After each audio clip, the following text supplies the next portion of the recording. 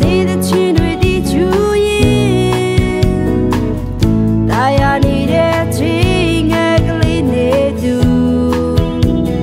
ဘေကလုံးချုံနေတဲ့ဖျားပေးတဲ့ဒီမြေအဘာဥစားဖန်စီထားစုံလေးဖန်စီဤတဲ့ဥရှင်စိတ်နှလုံးနဲ့ချူဆွဲ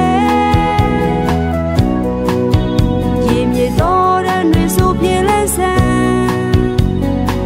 ကြည်နူးစရာကောင်းတဲ့နှလုံးသားလေးနေသူ